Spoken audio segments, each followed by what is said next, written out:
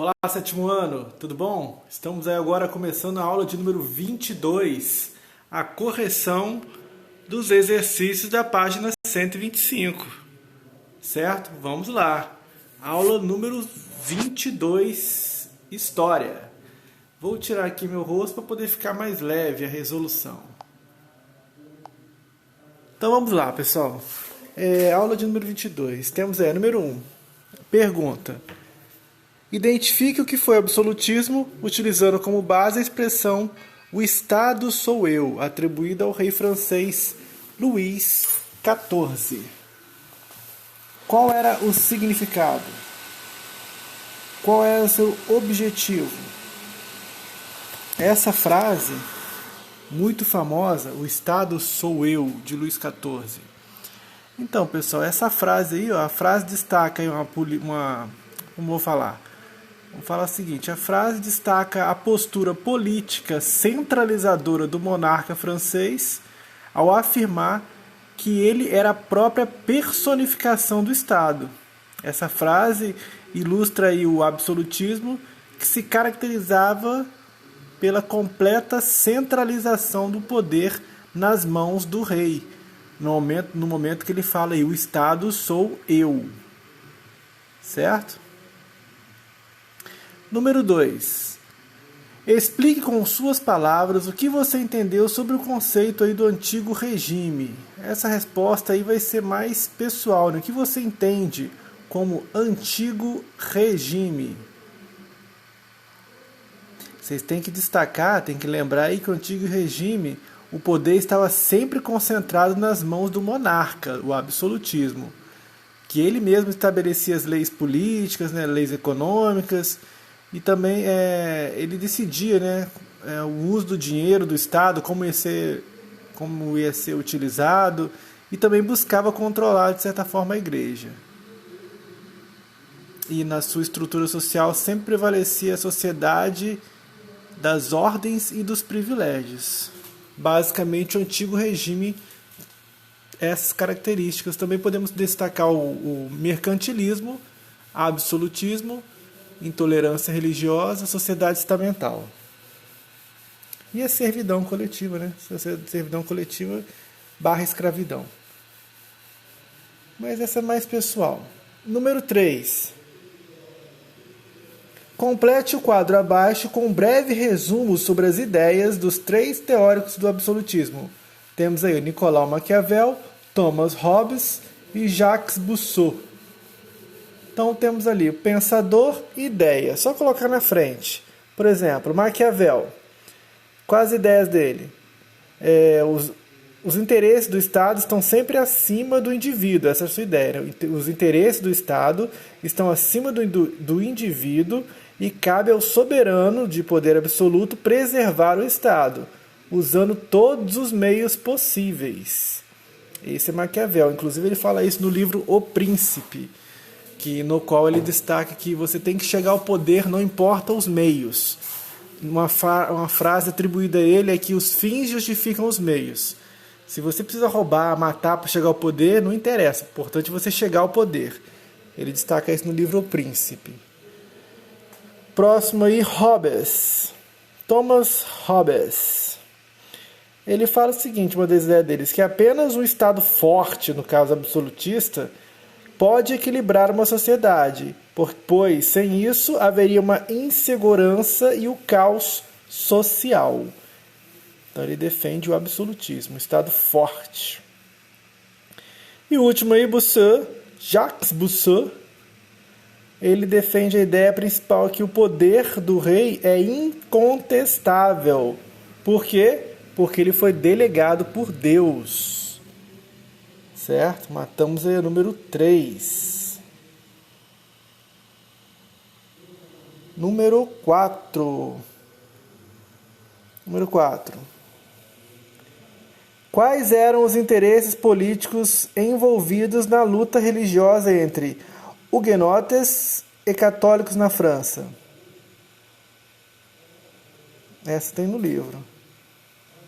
Então, número 4 aí, a disputa pelo poder político entre as duas famílias poderosas, os Bourbon, que eram protestantes, e os nobres de tradição católica. no qual aí a luta entre esses dois grupos pelo poder tornou-se também uma luta religiosa. Número 5. Quais fatores propiciaram o estabelecimento de uma república na Inglaterra em 1649? Sobre isso falamos, tá? Então, no número 5 aí, ó, os reis Jaime I e Carlos I adotaram uma política intransigente de ampliação do poder, que, somada às perseguições religiosas, levou aí à Guerra Civil e à República Puritana. Falamos sobre isso no vídeo da Guerra Revolução Inglesa. Número 6. Por que os atos de navegação foram importantes para a economia inglesa? Também falamos sobre isso, tá, galera? Falamos sobre isso no vídeo sobre a Revolução Inglesa. Por qual motivo? Temos que lembrar, pessoal, que os atos de navegação garantiram à Inglaterra um imenso poder militar e comercial sobre os oceanos, fortalecendo sua economia e transformando ela na maior potência marítima do período. Número 7. Explique, em poucas palavras, o que foi a Revolução Gloriosa. Revolução Gloriosa, vamos lembrar que foi uma parte, a última fase da Revolução Inglesa. O que foi a Revolução Gloriosa? Vamos tentar falar em poucas palavras, né? A Revolução Gloriosa foi um movimento anti-absolutista, né, que reuniu as duas facções políticas inglesas, os Whigs e os Tories, com o propósito de substituir o Jaime II por um monarca submisso ao parlamento, né? Assim, subiu ao trono Guilherme de Orange, como nós falamos, prometendo respeitar o parlamento e as diferenças religiosas. Atitude essa que até hoje acontece na Inglaterra.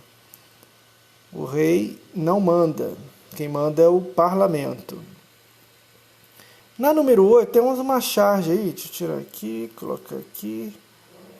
Temos uma charge, observe a charge a seguir, cujo título é Um Estudo Histórico. Temos uma imagem, não dá para fazer leitura. A imagem não está muito boa.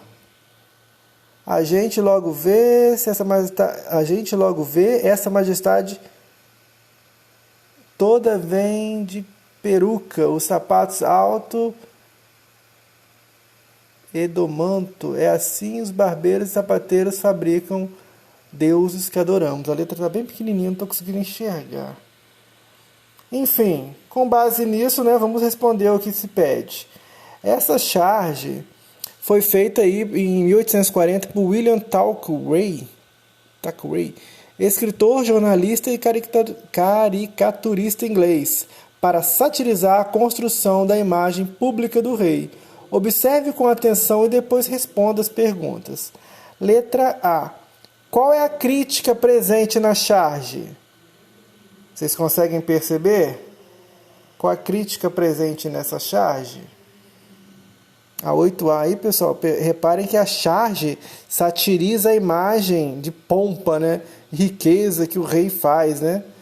E o rei está se fazendo pose, né? E faz pensar que toda a majestade era obtida por meio de inúmeros acessórios utilizados pelos monarcas para diferenciarem uns dos outros e colocaram aí eram colocados como os deuses, né? Adorados pela população para legitimar o seu poder. Os reis apoiavam-se mais na aparência do que nas suas ações e decisões. Por isso que eles eram tão suntuosos. Letra B. Preste atenção na data. Preste atenção. A imagem está horrível. Preste atenção na data em que a charge foi feita. A crítica poderia ser aplicada a governantes da época atual? Converse com seus colegas a respeito. Você acha que essa crítica poderia ser feita no governo atual? É mais uma resposta pessoal, tá, pessoal, galera? Isso aí cada um vai ter uma percepção. Mas percebam aí que a caricatura é do século XIX, de 1840, né? O período posterior ao estudado aí nesse capítulo que nós estamos falando, quando já não se via mais o soberano como uma figura divina. Porém, a construção de uma imagem pública que ressalte a posição da autoridade costuma ser a preocupação dos governantes da atualidade, né? Mas essa aí eu vou analisar um por um, que isso é mais pessoal. Número 9. Temos um texto, né? Pressuponho que vocês já fizeram a leitura. No final, vem assim: explique a relação feita pelo autor entre a época das monarquias absolutistas e a atual, no que diz respeito ao comportamento dos governantes. Esse é o número 9 aí, pessoal.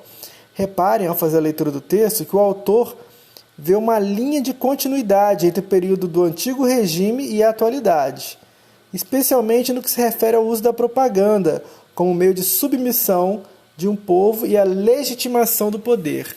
A propaganda que o governo usa, isso afeta muito fortemente na mentalidade da população, que a população tem sobre esse personagem.